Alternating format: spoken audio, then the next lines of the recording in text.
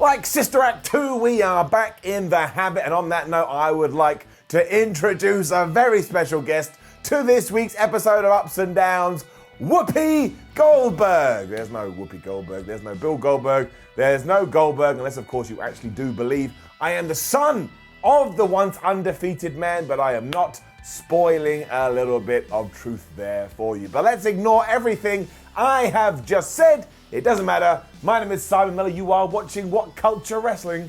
We just had another episode of AEW Dynamite, and it was on fire. I mean, I enjoyed this more than I enjoy shaving my own head. Let's take this, the finger of power, and let's give the good bits an up. Nothing over there. Let's give the bad bits a down. Let's up those downs.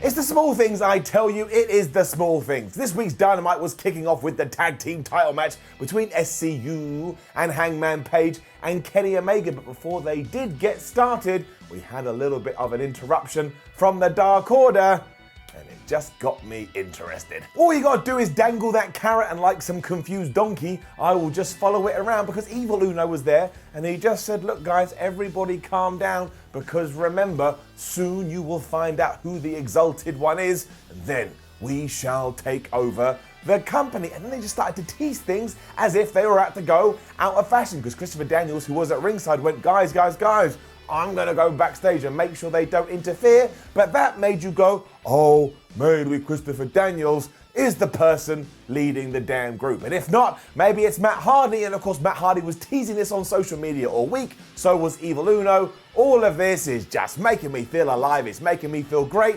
And it's making me feel like giving it an up. And I've already told you who was in the ring, and it was like a template for everything that has made AEW such a barrel of laughs since it came into existence in 2019.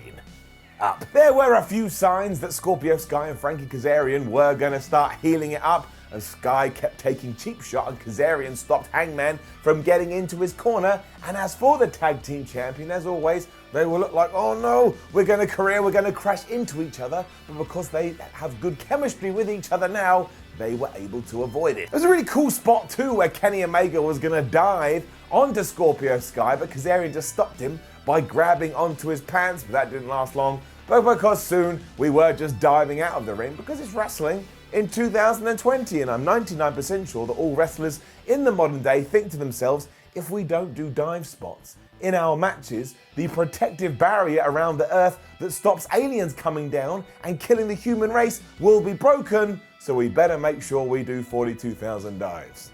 But I like dives, so there. We even had the referee enforce some of those long forgotten rules here, because SCU had a couple of dual dragon sleepers applied, but the official wouldn't call it because everybody was in the ring. And that meant two of these guys weren't legal, and if you don't have legality in a wrestling match, you can't get to the finish. That did allow Kenny to get the blind tag, and that's when this one was put into the history books, because Scorpio Sky got dived on, Kazarian got V-triggered. That allowed Hangman Page and Kenny Omega to do their buckshot, lariat, V-trigger, combo, finishy thing, I don't know what it's called. They got the 1, 2, 3, and your tag team champions are still your tag team champions. That likely ends the feud between these two teams, but we were straight on to another one, because not only did the Dark Order come down to make a nuisance of themselves afterwards, but we also got a bunch of teams who are going to be in a tag team battle royal next week to determine who the number one contenders will be. I mean, even the Young Bucks were here. Quick note too that Christopher Daniels was nowhere to be seen, and what does this mean? And also, when Hangman Page was celebrating with the fans and drinking a beer, Kenny Omega just walked off. This is going to implode sooner or later, and AEW's done such a good job with Hangman, I don't think you can even turn him heel anymore. People love his cowboy shit. We also had one hell of a promo from Santana after this. He was sitting in the ring with JR before the fans in attendance had made their way to the venue, and JR wanted to get inside this man's brain. But he told us a, well, frankly, heartbreaking story about his father being diagnosed with blindness when he was but a boy and dying a few years later. And Santana said he had been in depression 10 years ago, and he'd rang his father had told him to keep going, and now here he was with only one eye, and that reminded him of his dad. And I thought Santana was meant to be a heel, but my heart was bleeding for this man. He also put all the blame for this on Jon Moxley's shoulders, which wasn't apt at all, but who cares? And Jim Ross was even like, but dude, don't you understand? Don't you see? If it wasn't for Chris Jericho, none of this eye nonsense would have happened. But Santana saw it differently. He was like, no man, no brah, it goes like this. If Jon Moxley had joined our group, none of this would have been a problem. And that's why I've got to destroy him later on this evening. This was all right. The Darby Allin video was a bit odd. He continues to do this whole sign thing, and while a lot of these cardboard cutouts were aimed at Chris Jericho, the final one took a shot at Sammy Guevara, and he basically challenged him to a match at Revolution, which goes down in around about 2 weeks. But it also says something about Sammy Guevara kissing Chris Jericho's ass and getting herpes, and well, I thought we probably could have just, done without that, but hey, Darby Allin's really cool, and that's what matters. And I liked Sammy Guevara versus Dustin Rhodes, I really, really did. Just personally, I would have done the finish differently, but who cares? It's just one bald asshole's opinion, but unfortunately, when you are the bald asshole and you're doing ups and downs, well, it gets it down. And it really comes down to how the Inner Circle is being used, because they are meant to be the dominant heel group within AEW, but really, they lose all the time. And of course, now you've figured out they lost again here. And they are really, really good at stabbing at people's retinas, sure. But all of this was designed to get to Dustin Rhodes versus Jake Hager at Revolution. And I just think you could have gone the other way and you still would have got there. Just my thoughts. So I don't get why we couldn't have done some old-fashioned wrestling booking. Because of course, Jake Hager kept getting involved because he is a massive dick. And that's just what he does, and he was trying obviously to help his boy Sammy and get in the way of Dustin Rhodes. But Dustin Rhodes is such a veteran, he's such a legend, he always had an answer to this. He remembers what Jakey boy did to his hand, but even though Hager kept getting involved in this match, he just grabbed Dustin's leg at one point and tripped him up. Did it help? Did it have any assistance whatsoever? No, it did not. And after the final reckoning, Dustin got the 1, 2, 3, and poor Sammy Guevara lost again. Rhodes then officially challenged Jakey boy to a match at the pay-per-view, but did he accept? No, he didn't, and MMA boy just walked off. In my head though, you could have easily had Hager interfere. That allows Sammy to get the win, and it pisses Dustin Rhodes off to such a degree, you're still able to book that match. That's what I would have done, especially because I knew later on in the main event we were going to get Jon Moxley versus Santana, and there was never a chance in hell that Santana was winning that one either. Then you kind of keep the momentum and the threat alive from the Inner Circle, but look, who cares? We're still looking at the fact where we are getting Goldust versus Jack Swagger, and I am super hyped for it. Also, yes, this was in Dustin's hometown, or at least home state, so the fans were all behind him. And you don't want to do what WWE does, which is, get people to lose in their hometown just because they're in the hometown. That's just how I felt when all was said and done. But look, I say this on WWE programming, I will say it on AEW too. This was pretty much a perfect show in many ways, but you still have 120 minutes of television, and you ain't gonna love everything they put out there. That's all this is. I'm just a little bit worried that Guevara could fall into Dolph Ziggler territory. You know what I'm talking about. A guy that's so good you think, we can just have him lose all the time. But as we have seen with our own two eyes, or one, if you're Jon Moxley and Santana, it doesn't always work out like that. Pirate undone. And who keeps saying this Britt Baker stuff is bad too? I'm going to come out this camera lens, look, I'm getting even closer, and I am going to find you because you are borderline crazy. She is getting it up. It was back to these so ridiculous, they're great promos she's been doing recently, and they just kick all the ass. And she mentioned the match she had with Sakazaki last week and said, look, everybody is mad at me for ripping a tooth out of her mouth, but she clearly had a problem. She clearly had a dental issue. She doesn't have health care, so I did her a favor. She then started to drop dental references like they were gonna die in a couple of days. And finally, after 20 years, we have realized how to make a character like Isaac Yankem work.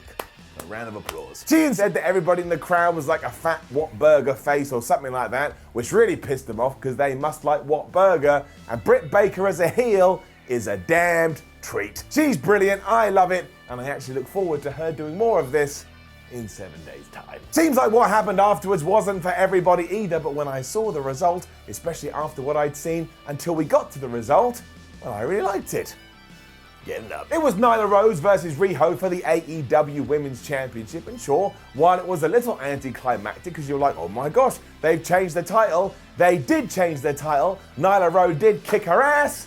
And I got a massive, well, I just enjoyed it. The real thrill was that because we've only seen one AEW title change since the thing came into existence, I was never 100% sure which direction they were going to go. And that was doubly true because at one point Nyla Rose hit Riho with a DVD off the top rope, and somehow our former champion managed to get her shoulder off the mat. So I was like, well, I ain't gonna change the title now. I mean, what else can Nyla Rose possibly do to get the victory? I guess this was just a big tease. Also, Riho is like a twig, Nyla Rose is like a log, and if that isn't the finish, you know, taking the small lady and smashing her into the floor from the top rope, then what else could they possibly do? As it turned out, there was something, but I didn't know that then. Because yeah, we did have other plans, because when Riho went for the double knees, Nyla just exploded out of the corner with a spear that left Riho all like dead on the floor, like, oh, what am I gonna do? Rose gave her the beast bomb. 1, 2, 3. Nyla is your new women's champion. I think this happened off air, or at least during the commercial break, but there was this really strange, awkward moment where she went backstage and Tony Khan was there and she was like, oh, I think I need to celebrate with you, but I don't really want to, but still gave her a really strange hug. Have no idea what was going on there, but also, you know, Nyla Rose, she was getting in Kenny Omega's face like, this ain't over, Kenny, it's just the beginning, and hell, maybe we're gonna do Kenny Omega versus Nyla Rose. I don't know, but all of it was great. Riho has empathy and sympathy. Nyla Rose now, you know, is the monster that you're gonna have to try and take the title off. I dug it. Then from nowhere, Chris Jericho told us that Jeff Cobb was coming to Dynamite in a week's time. What the hell is going on? Chris, or Mr. Jericho, as he said he wants to be known here, said as much as he hates Jon Moxley and that Jon Moxley is scum and Jon Moxley is the worst person ever and Jon Moxley should just be buried underground and Jon Moxley is going to be murdered at the hands of Chris Jericho. He didn't say that, I'm just pushing it as far as it can go, although he did say he'd see him in hell or something like that. Anyway, he also said that he'd been going out there around the world looking for someone to take care of this idiot, and he had found it in Jeff Cobb, who is going to be on Dynamite next week, and he's going to have a match with the former Dean Ambrose. I mean, what the hell? I mean, that is going to be unreal, and if you have seen Jeff, you already know why, and if you don't know why, you're going to know why soon. And also, at this juncture, it made me realize, obviously Jeff Cobb's been a free agent for a while, and it doesn't actually sound like he signed up for AEW, he's just enjoying the fact that he can go wherever he wants, but he can never go to WWE, because if he goes to WWE, within a matter of weeks, he's either going to be Jeff or he's going to be Cobb, which is even worse. And if he becomes Cobb, his finisher is then going to be called Corn on the. I am sorry. We also had a great video letting you know why you need to be afraid of this man, and then we transitioned into another great package recapping everything that's been going on with Cody and MJF. That then allowed Brandy Rhodes to come out and join commentary, and it's another round of applause for AEW because on here, Brandy apologized for her recent actions. Her and Excalibur made up, and basically this was the end of the Nightmare Collective. If you heard the most recent interview with Brandy Rhodes on the Wrestling Observer, you will know that everybody involved just went, look, this Nightmare Collective thing is not working, the fans don't like it, I don't think we like it either, and they have put it to bed. And I just think that is a wonderful thing for a wrestling company to do. They heard their audience, and that's it. We're not going to see it anymore. And you can't get super annoyed at this, because they tried, it didn't work, so now they will try again. If only everybody acted like that. MJF and Jungle Boy then smashed it up. If you want a company to build new stars and find a way to book a finish that keeps both of them strong, this is the way to do it. And on top of all of that, the fans treated both of them like they were proper stars. It's just fantastic. We had some proper super duper fast moves at the start, which ended with a bunch of cradles and some reversals, which the crowd absolutely loved. And then MJF realized that he was a dick, so he should go into dick mode. So he threw Jungle Boy into the barricade, cropped him on the top rope, and at no point did he go, oh look, we have this boy from the jungle, think about everything we could learn from him. Maxwell doesn't care about science. Jack Perry did manage to get in some offense at one point, but of course Friedman had a plan for that as well, because out came Wardlow, he passed MJF his diamond ring, MJF then punched Jungle Boy right in the face, hit him with the crossroads, not called that, the double cross, because obviously, MJF did that to Cody Rhodes, he was able to get the win. Wardlow was then back to hit Jungle with the F5 before MJF and his buddy were chased off by the Lucha Express. And like I say, this was just an absolutely brilliant television match. Another one of these bizarre but excellent Pac promos then aired after this. And I tell you, if you're a Laps fan and you happen to stumble across these on social media, or maybe you're just flicking through the television and it comes on, I think it would catch your interest, because there's just something engaging about it. The bastard knows that Kenny Omega hasn't been the same since he choked him out in Chicago, and that's why he can't wait for 2 weeks when these two clash again, and he is able to put him out of action for good. I swear, we should just allow Pac to do these every single week. I can't get enough of them. It was then main event time, and the Inner Circle came out to watch it all from a luxury box. And like, this ties into what I was saying earlier. Like I said it earlier too, but you just knew that Moxley was going to win here because he had to win here. He's the #1 contender. That's why I would have had Guevara get the victory, earlier, just to balance things out. But it doesn't matter. It was Santana versus Jon, and it made my day up. And it's another up as well, because as Moxley was making his way to the ring, he walked past the sign, and the sign said, "Simon Miller, give this an up." And look, as I've told you before, and I'll tell you again right now, every time you do this, I will give you an up. It blows my brain, it puts a smile on my face. Sometimes I sit down and I feel incredibly humbled, like, why on earth are people bringing signs to wrestling shows? But my word, does it make me excited? Does it make me happy? So just thank you from the bottom of my heart, and because you asked, you're damn right, you are getting it up. Also, the best bit about it is that Moxley looked right at that sign at one point, and while he likely thought, I have no idea what that means, there's a small chance he went, "That bald asshole, he better get out of here now." As for the match, well, this was an absolute war with both guys going after the other person's good eye. And that shouldn't have made me laugh, but it did. I just loved the structure of that. I was like, well, they're blind in one of them, maybe I should just get them blind overall. Naturally, Ortiz got involved and he was pretending that he was going to hit Jon Moxley with his loaded sock, but instead he went back to basics and he just spat liquid into Jon's good eye, and then Jon was like stumbling around like a madman. He got hit, he fell down, he got smashed with a frog splash by Santana, and it was such a close near fall, I actually thought they were going to give the Inner Circle the win, but obviously they did not. So I bit hard, and as it turned out, me biting was very apt, because that is how Jon Moxley won this match. He bit the eye of Santana. What the hell is it with biting this week in wrestling? Because obviously that's what Shayna Baszler was doing earlier. That caused so much damage. He then got paradigm shifted, and your boy Jon Moxley continues his positive drive to revolution. He certainly didn't feel like a winner when all was said and done, though, because the Inner Circle then swarmed and attacked. And not only did they all hit their finishing moves on the #1 contender, but then there was another surprise, and again, I didn't see this coming. When Jeff Cobb was actually in the arena this evening, he came out with some pretty good entrance music, if I do say so myself. He hit the Tour of the Islands, and he stood there with his new pals. And I know there's two lines of thought here. One is people going, well, if you're a casual fan, you're not going to know who Jeff Cobb is. Well, look, AEW did show a video which kind of, let you know what was going down. And also, he looked like an absolute badass here. So straight away you can go, oh, well, I think I should be afraid of this guy. Another one is, oh, they should have had him as a surprise. If they'd had him as a surprise and he had just come out, you would have been going, AEW never explains who these people are. I thought it was done exactly how it should be done. He's a monster. I really, really liked it. And as you can probably tell, I really, really liked this episode of AEW Dynamite. I think it's probably in the top 3 they've done so far. I'd have to sit down and work that out, but that is my gut feeling. So there's my spinny arrow. Give it an up.